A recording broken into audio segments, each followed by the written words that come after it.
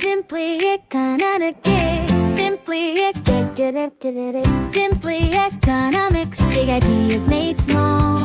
Everyday money talk for any mind at all. Simply economics. Learn fast, feel smart.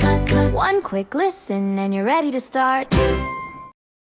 You know, if a local independent cafe makes this perfect cup of coffee, the owner obviously celebrates, right? Yeah, of course. But if a massive multinational franchise makes that exact same perfect cup, an economist celebrates. Oh, that's a great way to put it. Because behind that flawlessly pulled espresso shot, I mean, it isn't just good beans.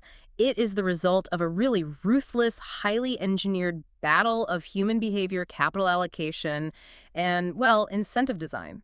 It really is. And we are looking at a fascinating stack of research today that breaks down the exact economic blueprint of this cafe expansion. Welcome, by the way, to today's deep dive. I'm so glad you could join us for this one. Yeah, the sources we're diving into answer a question that you probably asked yourself, while just walking down the street. Oh, definitely. Like, why do some coffee brands suddenly just explode? Like, they're occupying every single street corner practically overnight. Right. While others just stay small, fiercely independent, and kind of hidden away. Yeah. And it looks like it's just a matter of marketing, but according to our sources anyway, it's actually a deeply complex strategic war. Exactly. It's a war between two opposing models: franchising and direct ownership. This isn't just about coffee. It's really a masterclass in business strategy. So before we look at why some brands stay small, let's look at the most tempting route, right? The alluring siren song of franchising. The franchising fast track. Yeah. I mean, if you're a business owner staring at a successful single location, the idea of rapid expansion is just so seductive. But you get to use other people's money. Exactly. You use other people's money to plaster your logo all across the map. The underlying math makes it almost irresistible, to be honest. Right. Because opening, say, 50 new locations yourself, it requires an astronomical amount of upfront capital and just logistical bandwidth. It's just a massive headache. Yeah, I mean, you're talking about negotiating 50 commercial leases, managing all the build-outs. Oh, man. Dealing with local health department permits. Yes. HVAC installations, ADA compliance, and then buying those industrial espresso machines that run like 20 grand a pop. Yeah, and on top of that, you have to recruit, hire, and train 50 entire management teams? Right. So a single corporate entity taking on all that risk is, it's kind of like trying to swallow a whale. It totally throttles growth. But franchising just bypasses that bottleneck completely, right? Completely. You outsource the capital acquisition and the entire logistical nightmare. You're basically just selling the blueprint. Yeah. You let local investors leverage their own credit. They take out the local small business loans. They deal with the local zoning boards. Exactly. And they front the cash for the build-out. So the brand scales at light speed. While the corporate balance sheet stays really clean. Right, the footprint expands exponentially. You get 50 stores in a year instead of 5, and you collect a royalty fee on top-line revenue from every single one of them. Okay, let's unpack this with an analogy. It's the business equivalent of taking a beautifully restored classic car. Okay, I like this. You know, something you poured blood, sweat, and tears into.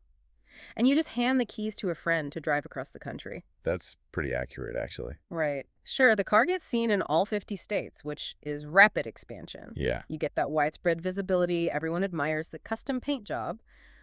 But you're sitting at home, constantly sweating over whether they are, like, grinding the gears. Or spilling coffee on the leather seats. Exactly. You lose that operational control. And that's the core risk the text points out.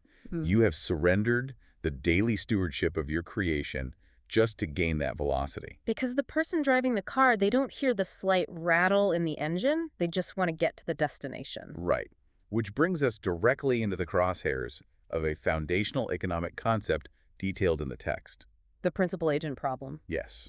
The principal agent theory. The founder or corporate headquarters, they're the principal. Okay. And they have a completely different set of motivations than the local franchisee who is the agent. Even though they operate under the exact same logo. Even though they wear the exact same uniforms, their risk profiles and time horizons are just fundamentally at odds. But wait, let me play devil's advocate here for a second. Sure. Doesn't the franchisee want the cafe to succeed too? I mean, it's their livelihood. They just dropped $500,000 on this place. Right. So why would they intentionally let standards slip if it ultimately hurts the cafe? It seems counterproductive. Well, what's fascinating here is the nuance of their survival instinct. They desperately want to survive, but their definition of survival is hyper-localized, Ugh. and it's aggressively short-term. The franchisee is staring at next week's payroll. They're looking at this month's commercial rent payment. So they're just trying to survive the next 30 days. Exactly. Their focus is on localized profit margins over a 30-day window. But the principle, the corporate brand, they are looking at the decade-long brand equity across a global market. Oh, wow. So the friction happens in those micro decisions, like on a Tuesday afternoon when things get tight. Precisely. Let's look at the 28-second espresso shot rule mentioned in the sources. The holy grail of coffee standards. Right. Let's say corporate dictates every single shot must pull in exactly 28 seconds to achieve the perfect flavor profile. Okay. If it pulls in 22 seconds, it's sour. And the strict rule is you throw it down the drain. Which hurts to do. It does. Mm. But to the principle, throwing away that bad shot is a necessary investment in the brand's reputation. They are guarding the long-term customer lifetime value. Which might be thousands of dollars over a decade. Exactly. But to the agent, the franchisee, who is staring down a Friday payroll deficit. Throwing away beans is literally throwing cash into the garbage. Right. Serving that sour 22-second shot to a rushed commuter saves them a few bucks today. And they rationalize it. They assume, the customer is just going to mix it with caramel syrup anyway. They won't even notice the difference. But the commuter takes a sip, realizes the coffee is terrible, and decides the entire brand has gone downhill. And they never visit any location ever again. Exactly. The brand absorbs this permanent, diffused loss in reputation. And that's a cost paid entirely by the principal. While the agent pockets a tiny, immediate short-term margin, that asymmetrical risk is just toxic. It really is. The franchise might also skimp on staff training, right? Oh, yeah, like labor costs. Yeah.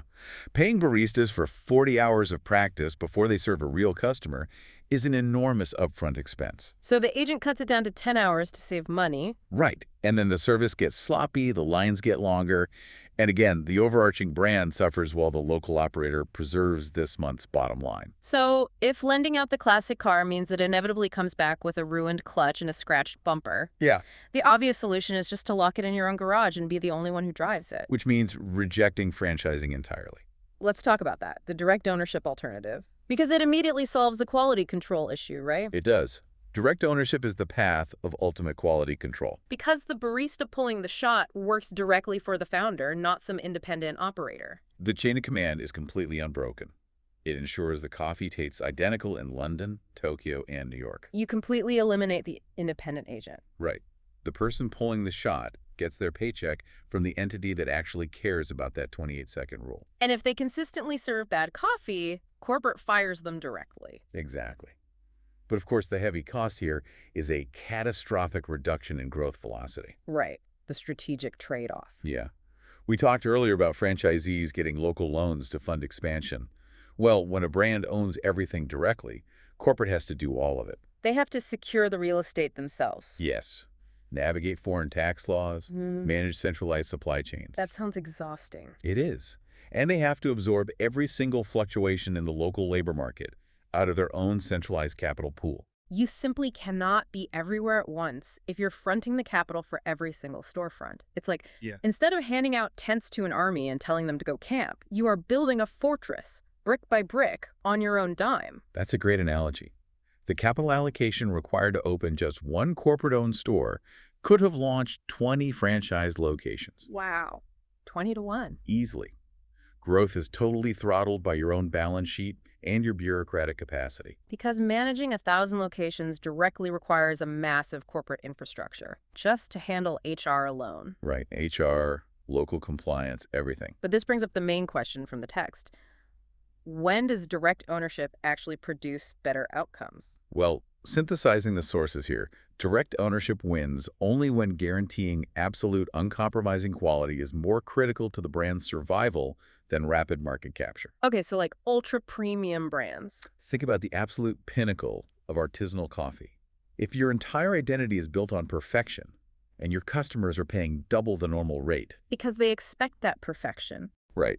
In that case, the principal agent problem is literally fatal. Because a single bad cup destroys the entire value proposition. Exactly.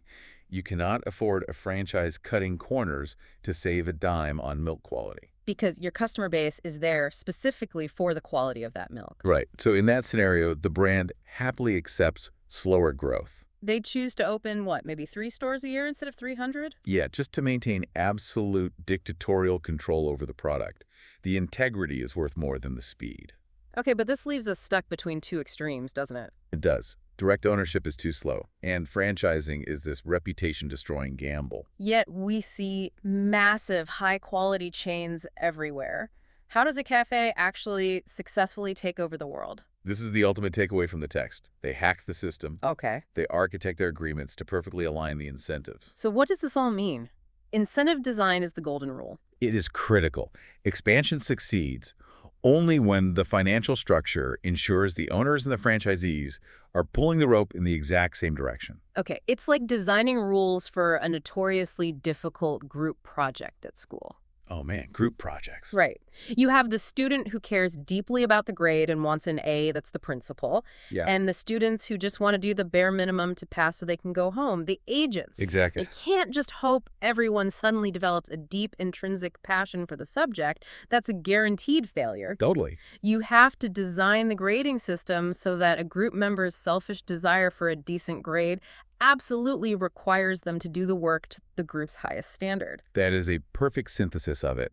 Conquering the principal-agent problem isn't about micromanaging franchisees. Because you can't just install cameras everywhere. No. Installing corporate cameras in 1,000 cafes to watch employees pull espresso, calling them up when they do it wrong, that just recreates the logistical nightmare of direct ownership. You'd need an army of managers just to watch the monitors. Exactly. So instead, you want the franchise to actively desire throwing away the bad espresso shot.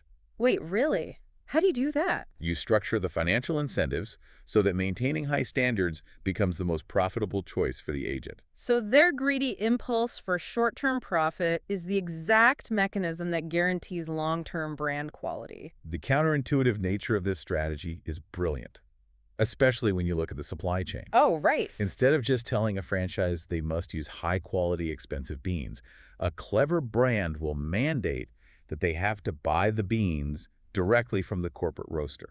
But doesn't that just make the franchise want to cheat and buy cheaper beans locally? Not if corporate actively subsidizes the cost of those beans. Oh, wow. Okay. Let's say corporate buys the premium beans for $5 a pound. They will sell them to the franchisee for $4 a pound. Wait, so the corporate office intentionally takes a loss on the physical product? Yes. They make it actually cheaper and easier for the franchisee to buy the world-class corporate beans than to sneak out to a wholesale store and buy cheap generic substitutes. That is genius. The financial temptation to cut that specific corner is completely removed. It is. The aha moment here is that corporate makes more money long-term by eating the cost of the subsidy up front. Because taking a $1 loss on a pound of beans guarantees the customer gets a perfect cup. Right. Which secures a customer lifetime value of thousands of dollars and keeps the top-line revenue and the resulting royalty fee sky high. The math heavily favors the subsidy. That's amazing. We also see this psychological engineering in operational standards, like the deployment of mystery shoppers. Oh, I've heard of this. Yeah. The franchise agreement will stipulate that corporate sends anonymous quality testers into the cafe, say, once a month. And they're checking for the clean floors, the smiling staff, and of course those perfectly timed 28-second espresso shots. Exactly. And here's the kicker. If the shop scores perfectly, the franchisee gets a significant tangible reward. Like what? Often a reduction in their monthly royalty fee to corporate. Oh, that's huge. But if they fail, the fee goes up. Or worse, they risk losing their exclusive territory rights. Meaning corporate could open a competing store right across the street from them. Yes. You tie their short-term local profit directly to the principal's long-term goal of quality control. So the agent sits down on a Tuesday, runs the numbers, and realizes that losing a 2% royalty discount wipes out any tiny savings they might get from using cheap milk. Or undertraining their staff, the behavioral cage is locked. They literally realize it is more profitable to throw away the bad espresso shot and pay their staff a little more to care than to risk failing a quality check. The conflict completely dissolves. The agent acts exactly like the principal. But not out of brand loyalty. No, out of calculated self-interest. It's just incredible to think about. To wrap this up, the delicate balancing act between the rapid, high-risk spread of franchising and the slow, high-control fortress of direct ownership. It all hinges on resolving this principal-agent dilemma. Right. Clever incentive design is literally the secret to cafe domination. It isn't really about coffee or real estate at all. No, it's an intricate dance of psychological engineering, basically masquerading as your morning latte. So, to leave you with a final thought to ponder next time you grab a coffee, or really next time you walk into any massive chain, whether it's a fast food place or a local gym. Take a close look around. Based on the quality of the service and the perfection of your drink, try to guess their expansion strategy. Yeah, are you looking at the strict perfection of direct ownership, or are you looking at a franchisee? And if it is a franchise, how cleverly has the brand designed its incentives to make that agent completely invisible to you, the customer? It really makes you see the world differently. It does. And, we've spent decades trying to align the human agent with the corporate principal through these elaborate financial rubrics. Yeah. But the fascinating question for the future is, what happens when that localized agent is no longer human? Wait, like AI? Yeah. As artificial intelligence and robotics begin to automate the barista, the manager, and the supply chain, the traditional friction of human self-interest just disappears. Oh, wow. So does the principal agent problem vanish entirely? Or does it evolve into a terrifying new kind of algorithmic misalignment, where the machine optimizes for a metric the founder never intended? That is wow. The human element might be the only thing keeping the coffee warm. Keep that in mind the next time you take a sip. Thanks so much for joining us on this deep dive. Thanks for having me. We'll see you next time.